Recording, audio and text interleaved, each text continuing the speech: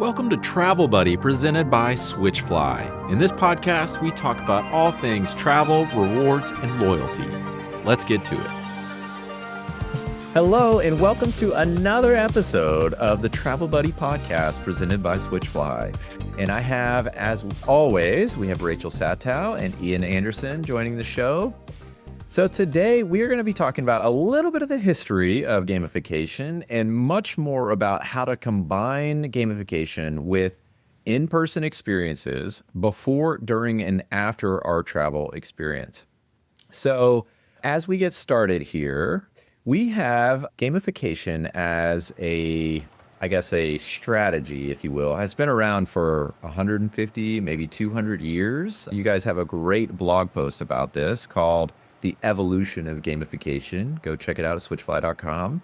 And this blog post talks about how in the 1820s, there was a game that was set up essentially to basically get more engagement from the users. And then that turned into coupons and turned into a lot of other modes of gamification. And then when you had really powerful big data and cloud computing in the 2010s, you saw this take shape in new ways. That developed into HR technology, rewards and recognition, engagement technology, and we see this proliferating throughout a lot of aspects of the economy. So that's kind of a very, very brief history. We have other episodes on that, so go take a listen to those.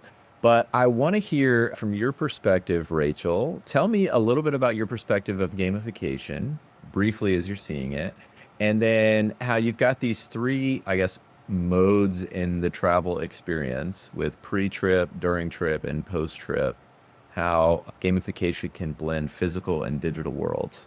So with that set up, take us away a little bit, Rachel. Tell us what you're thinking. Yeah, for sure. You gave a great overview of the blog. This has been such a fun topic to research just for most of our content, but also for, thinking of ways that loyalty programs can really, expand their design philosophy.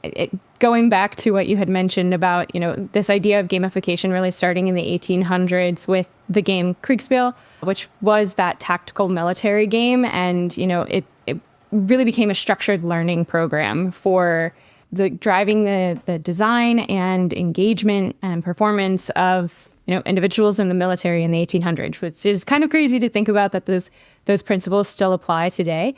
But one of the things that I just want to hammer home is it doesn't matter the evolution that it has undergone.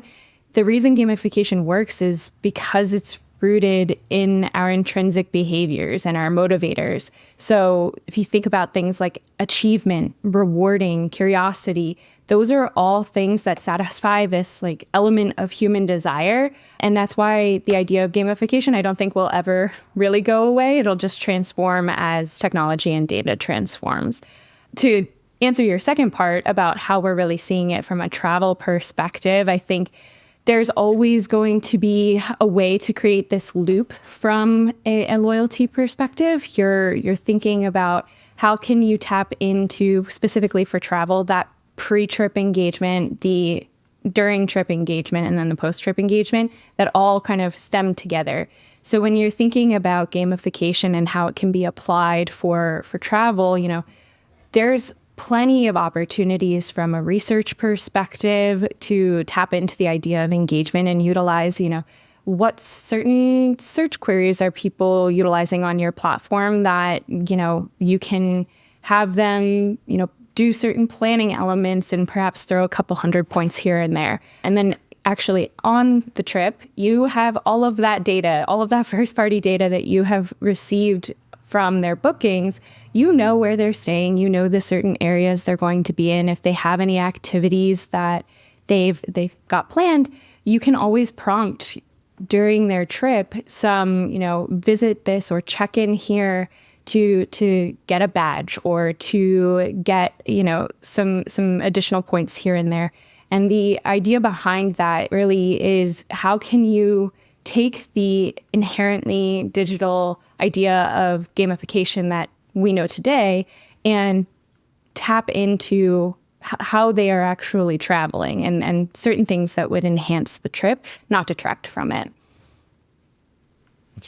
That's right. So you have mentioned there is an example, and I want to bring an example into the conversation because it's not just theory. It's not just like, oh, this sounds really great, based on research, because it is actually something that's very effective. And you mentioned the Visit Norway app. Yeah. Can you tell us about that? I think that's such a great example. Yeah, so Visit Norway has an app called Fairy Tale Finder, and it is an app that is geared towards families, but it essentially creates routes and games for travelers who are exploring Norway to find hidden gems throughout the country. And it's a really cool example of how, we have these little machines in our pockets. And when you are going, on these really elaborate trips, how can organizations, utilize the technology that they have at their fingertips to encourage more engagement, both with a digital aspect, but also with, these beautiful places that individuals are traveling to. So the Visit Norway app and the Fairy Tale Finder was a pretty cool example of it's catching trolls in the backseat of the car. And then when you stop at this, beautiful overlook or whatever it may be, this destination, you're tying the experience all together, both from a digital perspective and then what you're seeing in the real world. I think that's so cool. And so there's other examples. So we were talking about this before we started recording, because again, gamification has been a topic for, 10 plus years, at least in the kind of tech world that we're all in, but it still has a very valuable role to play. And so there's a couple of small examples about this. One is there's this support platform that I've been using lately. It's called Fernand, getfernand.com. And it's got these, what they call psychological levers. So one of them is called Hick's Law, where you look at one thing at a time. So as you're going through support tickets, you see only one at a time. And it says that alone reduces the anxiety of being really overwhelmed by stuff. And then there's a welcome screen that shows you how many tickets are available and how long it takes to get to inbox 0. And that psychological lever is called progressive disclosure. And then they've got another one that says progress to inbox 0. And so the psychological lever there is the goal gradient effect, which basically says how much time or basically how much progress you're making so you don't get overwhelmed. So those are just very small examples that show if you just have these small delights in the experience, you can actually really improve the kind of overall experience where you're just gamifying these little things. And I will say, I am not a sucker for these kind of things, and I love these little delights. And so, you, Rachel, when we were talking about this before, you mentioned ClickUp being another example where you're gamified into your project management, and it activates your competitive nature, which I think is awesome. Yeah. Shout out to ClickUp for, really making me want to be competitive and earning a little badge on my profile. But yeah, to your point, gamification is all about tapping into these intrinsic behavioral cues that, as much as we want to say that we are not, we are not ones to fall for certain things, they always come back. You just have to find the right thing to get people engaged in this. But yeah, I love the app call out that you had. Yeah. We talked about Google Maps, how I still get notifications about my reviews from years ago. And it says you're a local guide, for my area. And then there's Pokemon Go. We talked about Pokemon Go. That still, okay, so this was launched in 2016. It was AR, very sophisticated technology at the time. Now less sophisticated. You can do this more easily now. But there's still tens of millions of users on Pokemon Go, generating millions and millions and millions of dollars of revenue. So it's still a thing that's still really powerful. And I think there's a lot of ways that you guys talk about bringing that into the travel experience. Yeah, it's not a new idea, right? You mentioned that blog post we wrote a while back, and I think even since then, depending on how exactly you want to classify, you could go back even farther, right? Of all gamification is trying to excite that stimulus reward center in your brain, right? It's the reason why over a third of all app downloads on phones are games. There's something evolutionary in us that enjoys those sort of quick rewards for completing a certain task. So I think especially with airlines, there's a lot of different ways to take advantage of that. Rachel brought up the Visit Norway, that, it's not specifically airline, but travel in general. How old are miles programs, right? Those are a form of gamification, right? There are several different ways you can do that. You can do it as an actual way to sell product, right? To give people either physical or digital rewards for completing certain things. I know I have a airline credit card that, depending on my spending tier, I get, not only the miles, but like access to the lounges or drink upgrades on flight. And then there's also the other way of just sort of the bragging rights, right? That it's not necessarily something you're giving away. It is, how many different apps do we have that have some sort of badge for the random one? I listen to a ton of audiobooks. I mean, I don't really listen to a lot of music. It's mostly just audiobooks. So I've had Audible for over 10 years, and they have these badges on, if you do certain things, you get these badges, and some of them are crazy. Like, some of them you have to specifically try to get, right? Like, listen for three different books for 10 minutes each in one day, or just something like that, like some sort of random thing you're not necessarily gonna get if you're just using the product, but you have to try to get it. And what that's doing for the customer, for the user, is creating that sense of rewarding those badges, is getting you to engage more. And what it's doing for the company is, maybe I only engage with this product in one very specific way, and they're trying to broaden my engagement, show me different features, make me use it in a way I wouldn't normally use it, to then hopefully expand what I use it for, right? So yeah. As far as Switchfly, we are a travel platform. We offer our customers a space for their customers and users and employees and whatever to purchase travel through. And we work directly with our customers to develop certain kinds of programs, whether it's marketing, a way to package certain features together, whatever. And all of that stuff can be used in gamification, because, like I said, at the end of the day, all it is stimulus response, right? Like, anything can be a game. Like, how many emails do you could send a marketing email? I'm not sure I do this, but I mean, theoretically you could send a marketing email that says something like, the person that opens the most marketing emails over the next month is going to win $500 travel credit, or just something. Like, you could literally do it with anything. So they can be very simple like that, or they can be much more complex, like some of the other examples that you and Rachel had mentioned. Or like the Monopoly game you mentioned. No, my favorite.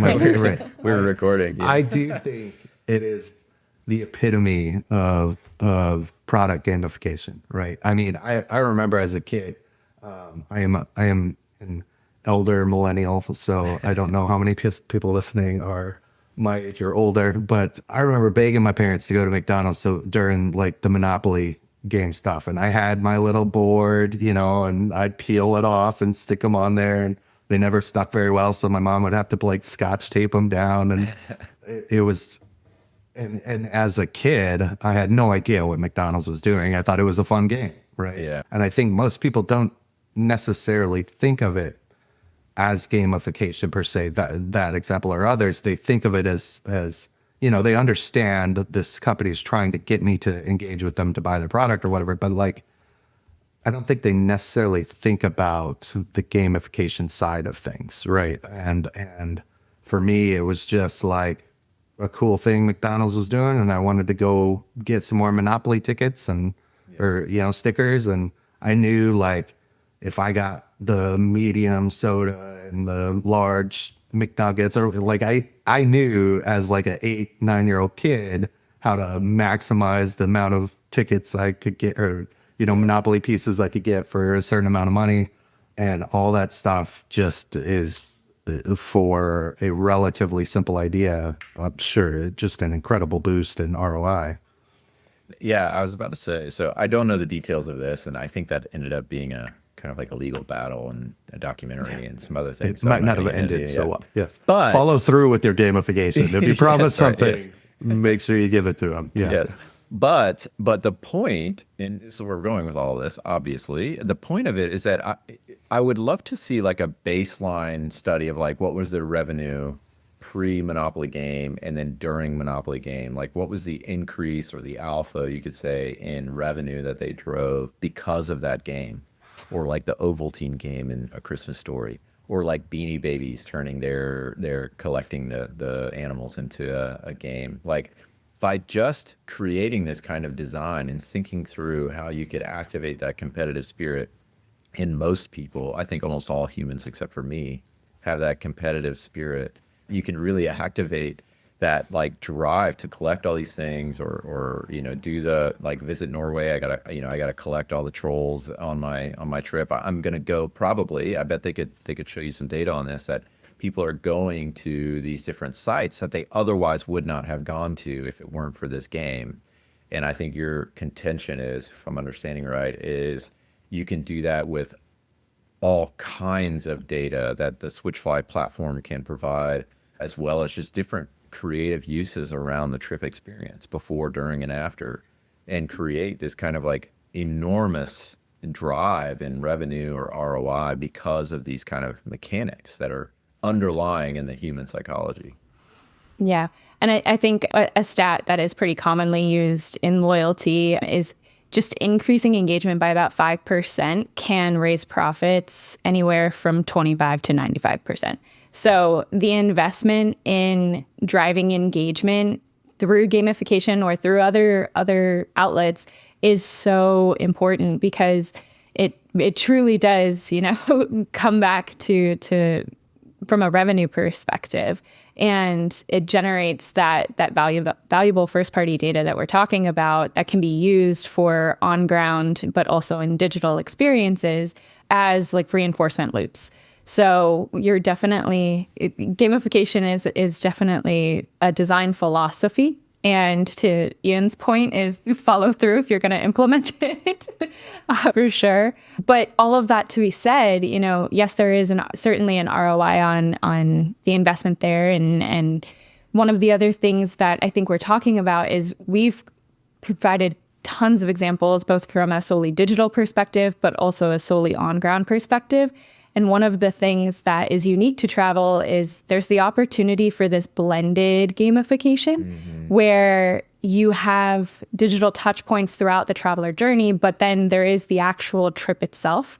And one of the things that, this blend that we're talking about, it's not just about earning badges on your phone, because there is that real life element to the actual trip. It's about extending the sense of progress and reward and the intrinsic human behaviors that gamification taps into in the real journey that is, happening as a part of the traveler journey. And, travelers, we talk about this quite often, travelers expect continuity between all of the touch points. And if your gamification in your system can apply that continuity utilizing the data gathered from bookings, it's a search, etc., you have a real opportunity to enhance the full journey and create that continuous loop.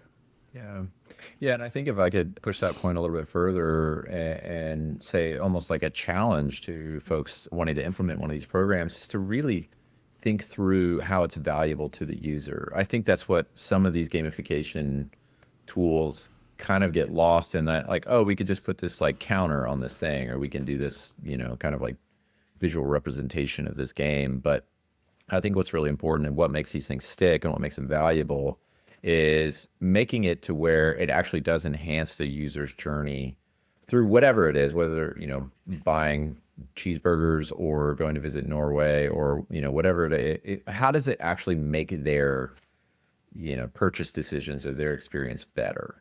and of course tied directly into like your, core offering. It's not easy to do, but I think if you do it well, it can be super, super valuable, as we've kind of shown some examples. I totally agree with all that. I think though it's possible to overthink sometimes as well. I mean, obviously, something like the Rachel's Norway example or Monopoly, McDonald's or whatever, those are extremely intensive, right? That took a lot Sure, of yeah. work, totally redesigning product, packaging, marketing, all that stuff. I think there's that side of it that you could absolutely go kind of top board if you're selling whatever and you want to encourage additional buying, additional purchasing in that method. I think you absolutely need to really think through the details of the game. Is it using your product how you want it to be used? Is it encouraging users to use it more often, or to maybe change your behavior and use it in a different way?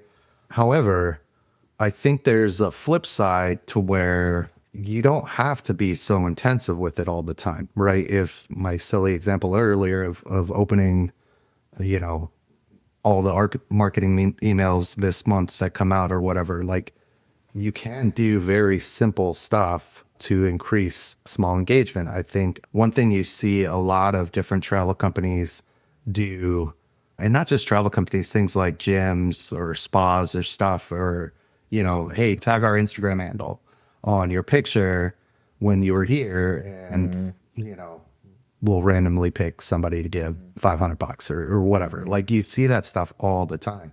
And that stuff's really easy to do, right? That costs you almost nothing except a little bit of marketing time and whatever your prize is going to be. That's true. There are examples of gamification that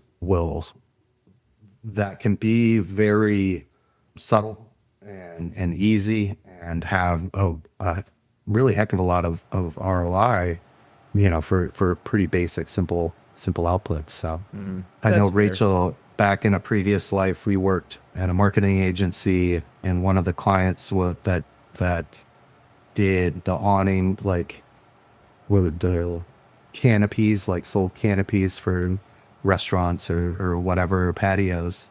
And I remember, doing simple stuff like that with them, right? With, tag your photo of your patio with our canopies, and, with some reward or whatever. That stuff does drive a lot of engagement for really cheap and really simple output. So I don't think people need to worry about, jumping straight to that top level, right? You can start simple, see what works, especially depending on the product type, very different things are gonna play. And then, just if listen to your customers, if it's not getting good engagement, well, try a different way of gamifying your website or your product.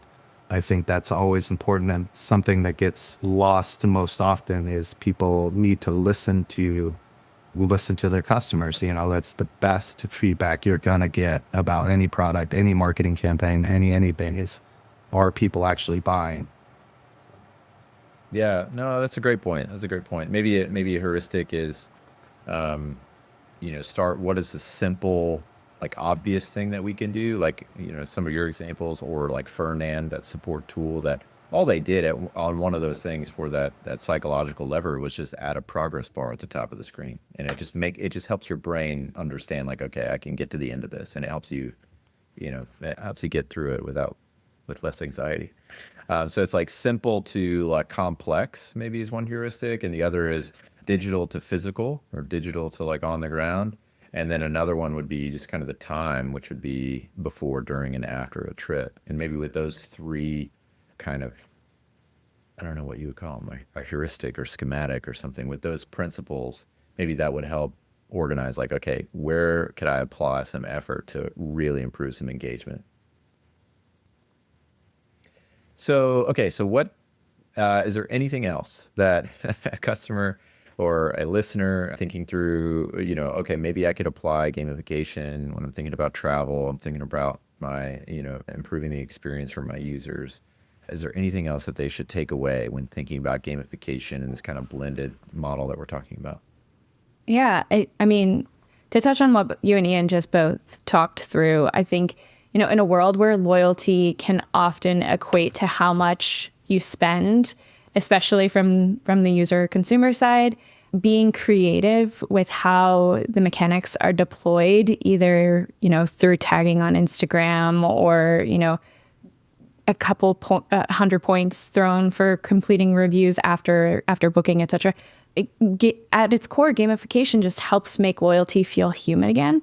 And, you want to ensure that as you are considering, implementing any of these things, whether it be a low cost option or, to the nines, developing a whole app, that you are doing it from a place where you want to be rewarding curiosity and celebrating progress and enhancing the experience overall, not distracting from it or distracting from, what someone would be doing on their trip, etc. So that's my takeaway is like, you can spend all you want on implementing these principles, but sometimes it is the smaller opportunities for just deploying these mechanics that, make your product, make your organization feel more human. I love that. Yeah. And I think that maybe just remember that it can work in all avenues of business, as far as like, think about it not from the game backwards, but from what you're trying to achieve to, in developing the game. So like, if you have a product that is underselling compared to some of your other products, maybe tying some sort of a gamified approach to marketing that product might be a good option, right? So you can use it to mold prospect and customer behavior to what you're actually trying to do, right? Or whether it's, I mentioned Audible, that part of some of the badges were making me go into parts of the app that I wouldn't necessarily do on my own, right? And that I didn't know were there. And that was the whole point of it, right? Was to just make me aware of some of that stuff. So I think, don't try to think about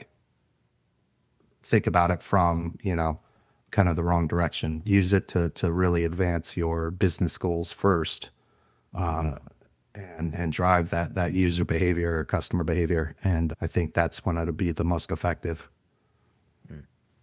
So if I could summarize this conversation in one sentence, I could say gamification is an important tool in your strategy toolkit for your business. Yeah. It's not going to replace your marketing. It's not going to replace your prospecting or sales or anything like that. It's going to just enhance your overall efforts. And whether that's just simple brand awareness all the way to